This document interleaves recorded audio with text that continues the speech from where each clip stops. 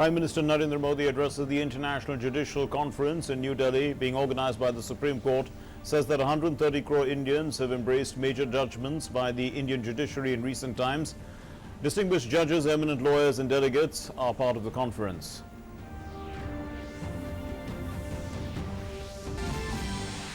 The White House says that the US President is going to India as a demonstration of the strong and enduring ties between India and the US, adds that successful dialogue between India and Pakistan would be possible if Pakistan cracks down on terrorists and extremists on its territory. Cabinet Secretary chairs a high-level review meeting on COVID-19. Citizens advised to avoid all non-essential travel to Singapore as the death toll in China goes past 2,300.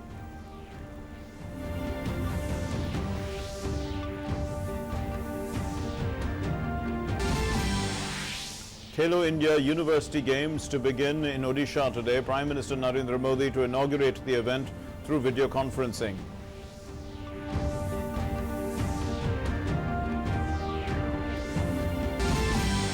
President Ramnath Kovind calls upon traditional media to introspect on its role in society and says that the internet and social media have democratized journalism.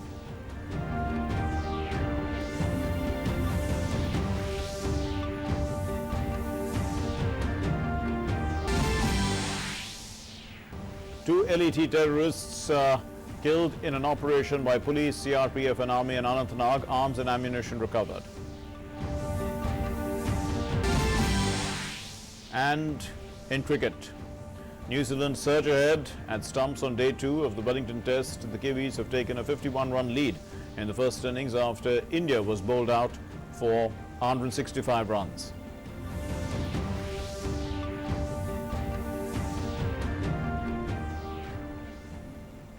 Namaskar and thank you for joining us here on the news. I'm Mark Lynn. Our top story is Prime Minister Narendra Modi inaugurating the 2-day International Judicial Conference in New Delhi today. The Union Law Minister Ravi Shankar Prasad and Chief Justice of India Sharad Bobde were present on the occasion, and the theme of this year's conference is the judiciary and the changing world. While addressing the conference, the Prime Minister said that changes in systems should be rational and as per law. He further said that law is supreme and that people of India have a strong faith in the judiciary. The Prime Minister also said that no country or society in the world can achieve holistic development without gender justice. He added that his government has worked with utmost dedication on several such topics.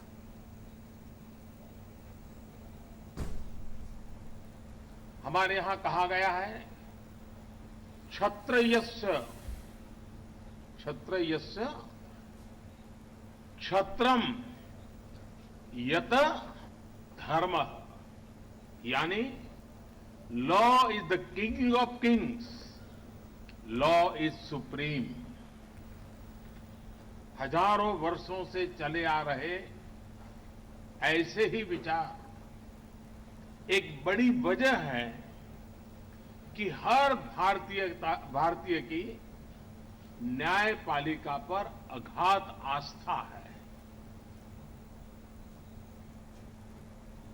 Prime Minister Narendra Modi also said that India has become the 5th largest economy in the world and is further progressing swiftly by increasing its forest cover and infrastructure.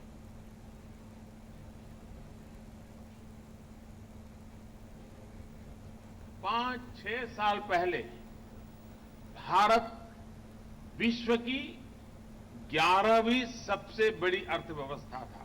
5 साल पहले 3-4 दिन पहले जो report आई है उसके मुताबिक अब भारत विश्व की 5वीं सबसे बड़ी अर्थव्यवस्था है। भारत ने यह करके दिखाया है कि इंफ्रास्ट्रक्चर निर्माण के साथ साथ एनवायरनमेंट को भी सुरक्षित रखा जा सकता है। Meanwhile, the Chief Justice of India, S.A. Bobde, has said that the Constitution has created a strong and independent judiciary. The Constitution has maintained a unique balance between the rights and duties of an individual as well. The Constitution of India therefore synthesized what is probably the perfect blend of all that came before it and tailored it to fit this country's diversity and thought. At the heart of the Constitution was the individual, and the rights of individual were recognized as fundamental. These rights have been beautifully balanced with demands of public order, morality, and health.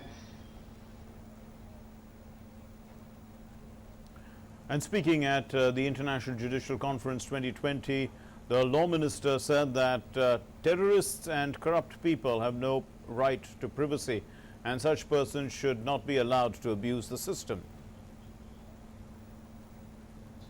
If we see the last 70 years, the march of India, all the issues, complicated challenges which could arise anywhere in the world, India has to face, of race, of religion, of language, of caste, of community and region.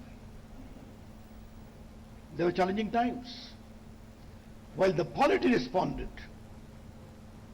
the Supreme Court, the shining beacon of our judicial system, came with judicial resolutions and the country accepted.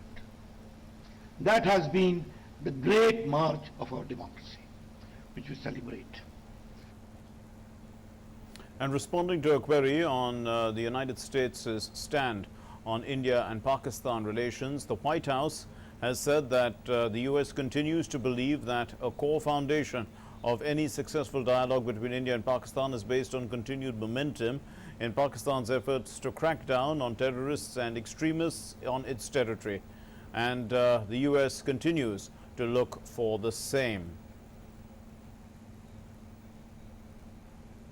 Moving on to our next story, the Cabinet Secretary has chaired a meeting. It's a high-level meeting to review the status, actions taken and preparedness of states and union territories regarding the management of the novel coronavirus COVID-19 in New Delhi today. Secretaries of the Ministry of Health and Family Welfare, Civil Aviation, Defence, Information Broadcasting, also the Director General of AFMS, and also representatives from the External Affairs, Home Affairs, Bureau of Immigration, ITBP and Army were present during this meeting. After a detailed review, in addition to the universal screening as per earlier advisories, universal screening at airports is now being planned for flights from Kathmandu, Indonesia, Vietnam and Malaysia. Also, in furtherance to the travel advisory issued earlier, citizens are advised to avoid all non-essential travel to Singapore. As of now, 21,805 passengers have been brought under community surveillance. In addition, 3,97,152 flight passengers and 9,695 travelers at seaports have been screened. China, Hong Kong, Singapore, Thailand, Japan, South Korea, Kathmandu, Indonesia, Vietnam and Malaysia are the countries under universal screening. The deadly coronavirus, which has brought the world's second largest economy to a standstill in a sense, has not yet peaked. The Chinese President Xi Jinping has warned the ruling Communist Party officials on Friday amid its spread to prisons across the country, as the death toll has climbed now to over 2,300. The death toll has gone up to 2,345, while the overall confirmed infection cases have now climbed to 75,567. This is what the country's health officials have said amidst the mounting concern over the spread to prisons, as I said earlier, in different provinces. The coronavirus epidemic had not reached its peak despite a drop in the deadly number of infections. This is what the state broadcaster CCTV has quoted Xi Jinping as saying at the meeting of the Communist Party's Politburo that happened on Friday. In another development, more than 500 cases of the new coronavirus have been detected in prisons across China. This is what the authorities said so on Friday, prompting the sacking of a slew of officials. An unfortunate development there.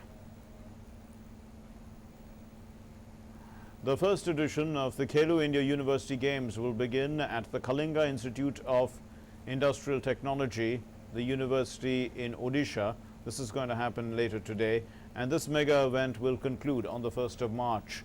The Khelo India University Games will witness over 4,000 athletes.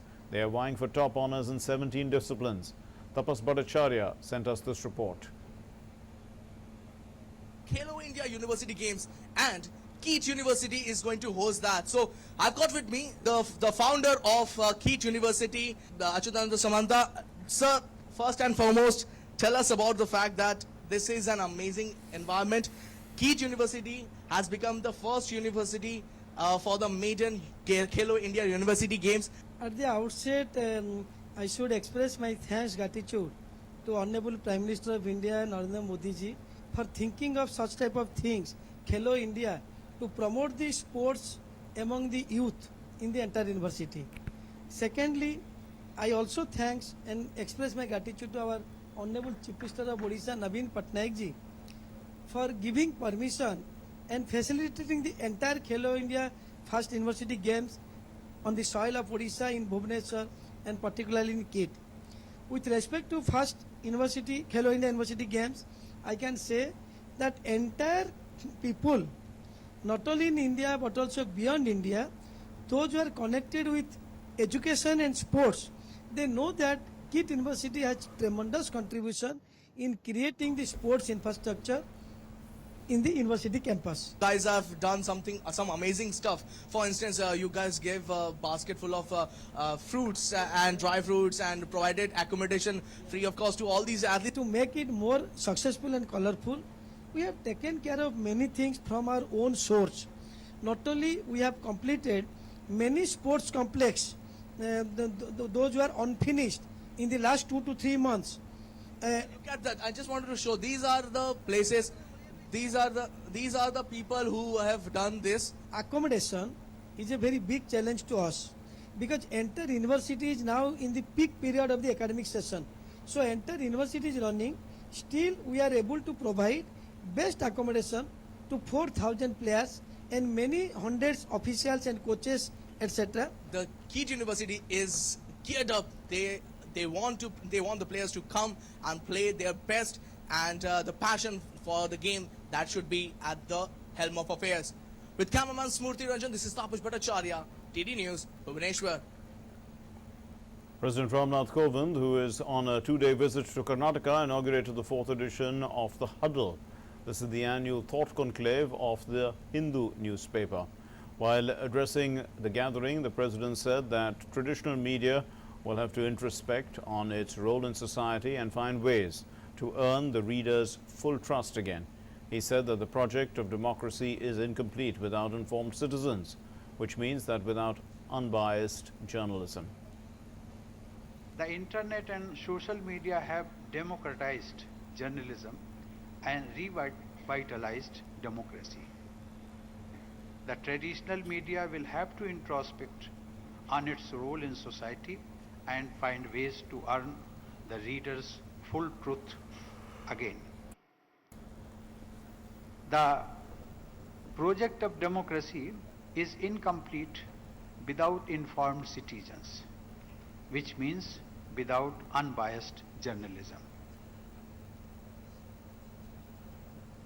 Ahead of the U.S. President Donald Trump's visit to India, the White House has issued a press release. It underscores the major highlights of the visit. This press release says that the U.S. First Lady, Melania Trump, will accompany the President of the United States to India. A total of 12 officials in the delegation will come along with the U.S. President.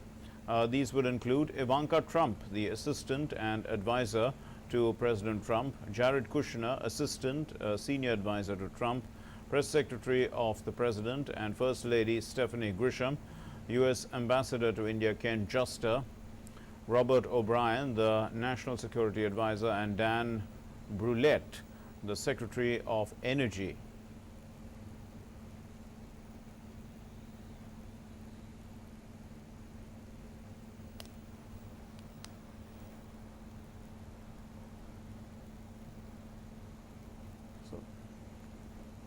These are some of the names in the delegation of the U.S. President during his visit on the 24th and the 25th of this month He'll be visiting Ahmedabad as well as Agra and Delhi.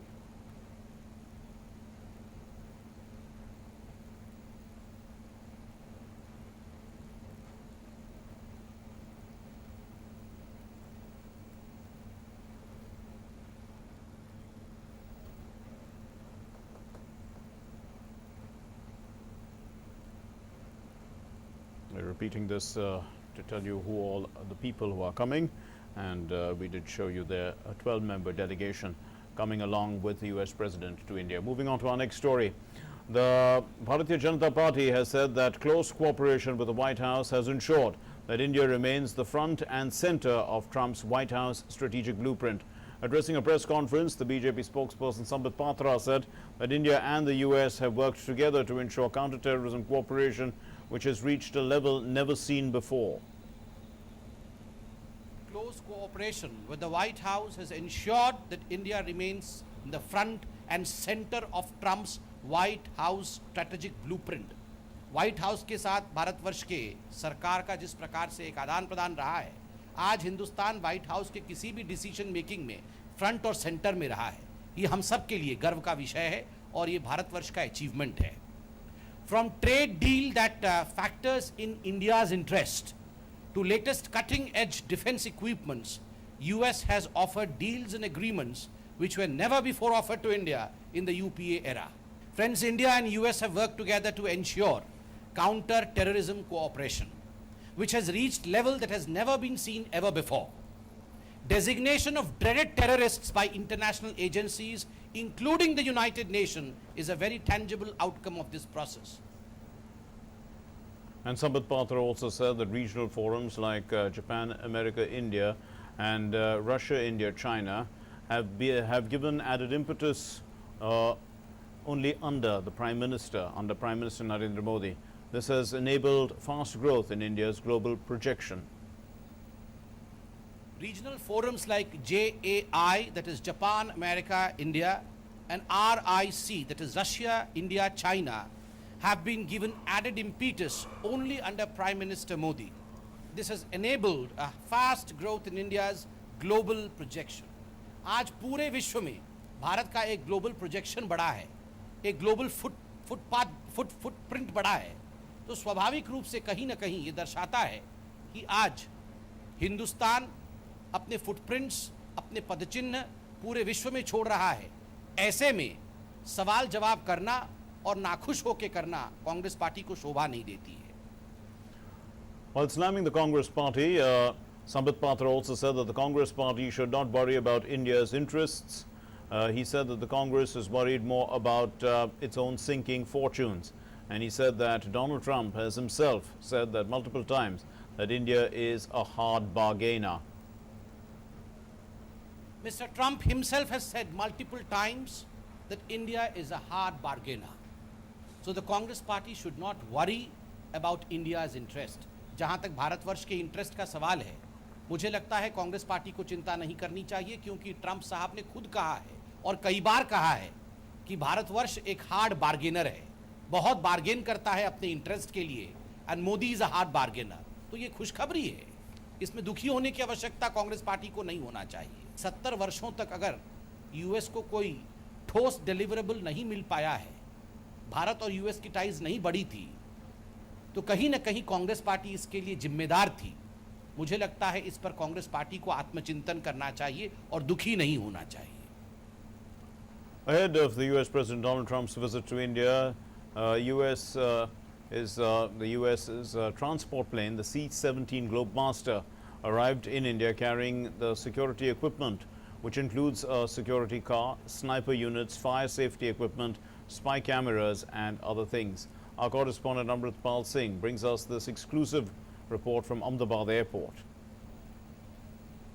Come Monday, and US President Donald Trump will be here in Ahmedabad along with his wife Melania Trump in what will be the first ever standalone visit by a US President to India.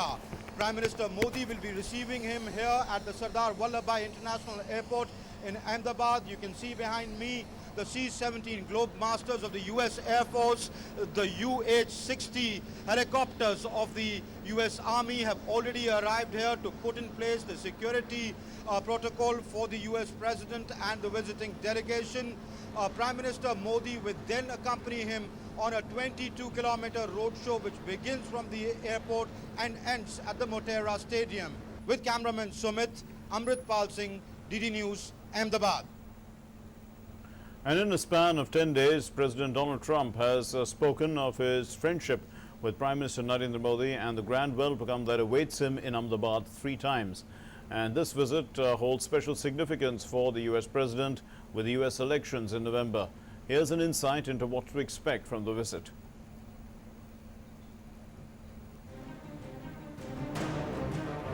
We'll have millions and millions of people. My only problem is, so last night we probably had 40 or 50,000 people, far more than anyone else, but when we have 50,000 people nowadays, fellas, I'm not going to feel so good because he thinks we'll have 5 to 7 million people just from the airport to the new stadium. He's a friend of mine, he's a great gentleman, and I look forward to going to India. I happen to like Prime Minister Modi a lot, and he told me we'll have 7 million people between the airport and the event.